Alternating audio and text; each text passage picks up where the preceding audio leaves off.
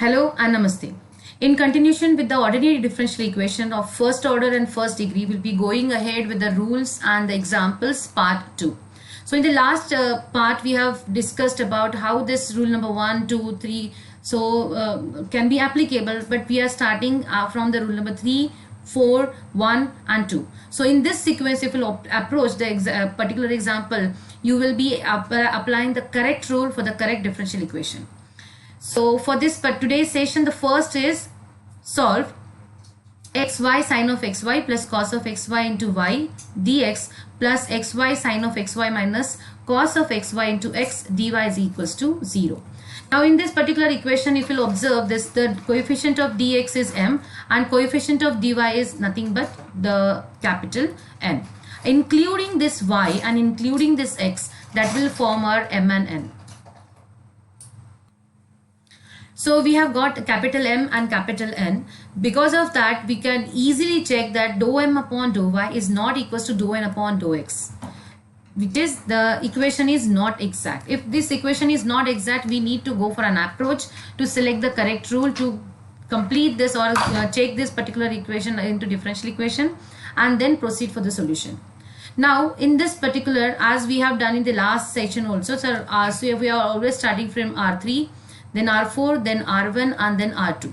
So in this way we'll be moving ahead with. So for this the sequence R3 is this: if differential equation is of the form f1 xy into y dx plus f2 xy into x dy is equals to 0, then if xm minus yn is not equals to 0, then only we could say that if is equals to this. And for that reason we have to check with the function. So this is a function of x and y. So if you'll observe here, whenever we have got, first of all let me do that here. It's a dot y here, so y dx, and this is dot x dy. If it is not there, you can bring it down, bring it outside from this bracket if it is possible, and if you could able to express this particular equation in this given format, then only R3 would be applicable.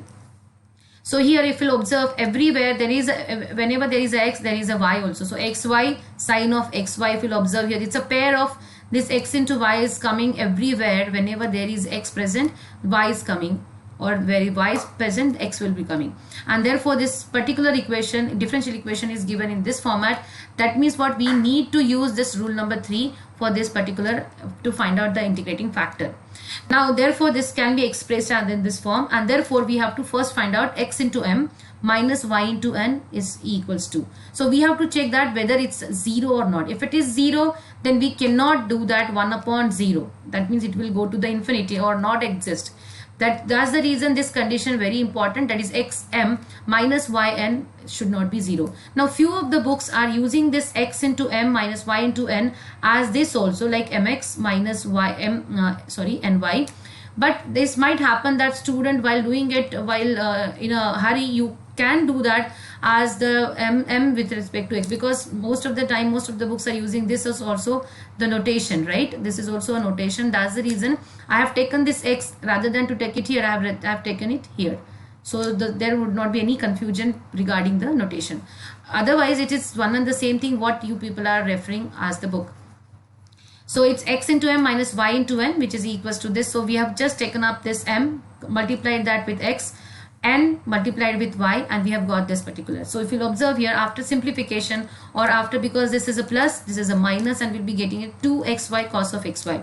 And if you'll observe here, this is not equals to 0. If it is not equals to 0, we are getting xy, the integrating factor is 1 upon 2xy cos of xy. If it is so, then integrating factor has to be getting multiplied by to the given equation. So this is what is the given equation here, differential equation. If we'll multiply it, we'll be getting this particular m and n, or this is the particular differential equation, which is a new differential equation. Let me just take you to the next slide with this particular as the first step. So this is what I have left it with the same. So therefore m1 and n1 will be getting from this. So m1 and n1 we are getting it this way. If we'll check it, as I've told you that this is optional, already optional, so it's always because of the definition of integrating factor, it's not required to show that it is equal, they are equal. It is automatically, it will be coming equal because of the definition of integrating factor, and therefore it is exact. If it is exact, then the general solution will This is what is the general solution formula, which we are using it from the exact equation onwards. So it is 1 upon, so m dx, wherein we have to consider y as a constant in the first integral, and while taking the second integral from this n, we have to consider only x free terms. So now if you observe, this is new n1, so it's a new n. Here there is a x, so we can't accept this particular term, yes, and we have to accept the next one, that is minus 1 upon 2y, and therefore this is equals to c, and then just a simple integration will reach to you the particular solution. Now if you observe here, this y tan of xy will give me the particular, so it's very simple. So tan of xy, the integration of this particular would be, you will be getting it this way, right? And we are getting it, and this is, if you observe this, this is one answer, this is another answer, this is the another answer. That means what, one particular answer, because of the logarithm you have to just deal with, or you can just play with this log, with the e to the powers and all. You can express the particular answer in 3 different formats or 3 different forms. Okay, so next question is solve. This is the question. X dy by dx plus y square upon x is equals to y. Now if you'll observe here, this particular integrate, this particular equation can be written as in this way, and that means what this is, if I'll check it with the coefficients of dx and dy, we'll be having this as the differential equation or differential equation. Now that means we have got m and n as this, and if I'll check it, it is not exact. If it is not exact, you can easily check that dou m upon dou y and dou n upon dou x, if you just observe, they are not equal. If they are not equal, they are not exact. If it is not exact, then we have to reach to the approach. For the first rule we need to apply. Now for applying the first rule, you can apply the rule here also, no issues here, rather than to do it, because it's now mdx plus ndy format. If you'll observe here in the first term itself, if you'll take out this y out, because I need to express this is into function of x and to y, or f1 into y dx. So suppose we are taking it x out from here, so if it will remain here in the first term, I'm just talking about the first term here. So what will happen, y is out, we'll be having 1 y minus x dx. So if you'll observe here, only y is present here, only x is present here, but we need here the function of x and y both, function of the product of them, but we are not having it. That means what, this rule number 3 cannot be accessed or cannot be applied over here to get the integrating factor for this particular differential equation. Let me take you to the rule number 4. What is the rule number 4? M dx plus n dy has to be a homogeneous equation. Homogeneous equation means what, each and every term will have the same degree. So here in the first term, degree is 2, minus here x into y, so x to the power 1, y to the power degree is 2. Here also degree is 2. That means what, 2, 2, 2. I can express this particular integral as, or the particular differential equation as x to the power n function of y by x. If you observe, just go and follow the partial differential differentiation series to get this definition of the homogeneous equation, right? And if it is a homogeneous, that means what, we have to apply the rule number 4 for this particular equation. What is the rule number 4? Says that it is the differential equation of a homogeneous as the degree 2, as I have told you, degree is 2 over here, and therefore we have to take x into m plus y into n is equals to this, and therefore we have got it, this particular integrating factor as here 1 upon xy square. So because xy square, which is not equals to 0, if it is not equals to 0, integrating factor becomes this particular 1 upon xm plus yn, and if it is so, then we will be multiplying this 1 upon xy square to the given equation. So this is what is the given equation, you can say that, because we have just simplified the version, and therefore we'll be getting something like this, where that means what, m and n we are having it here.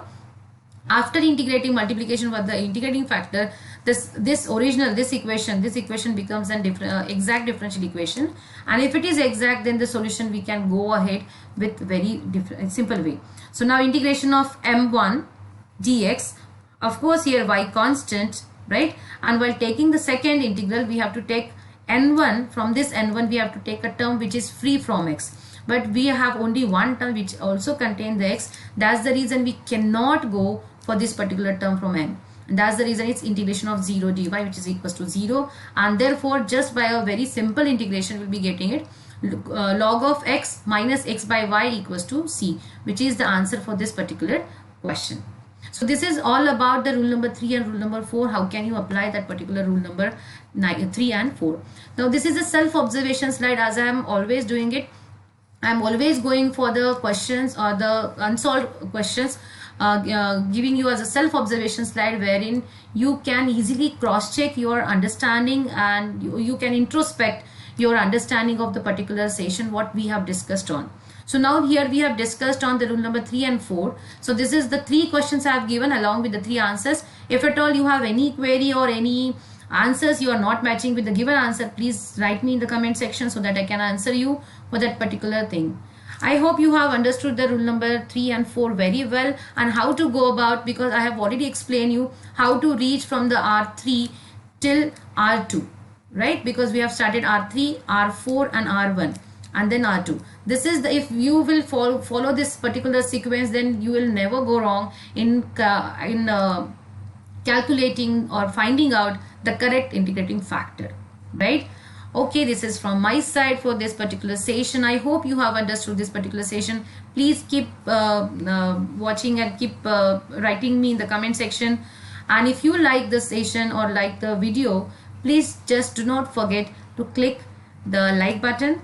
Thank you so much. Happy learning.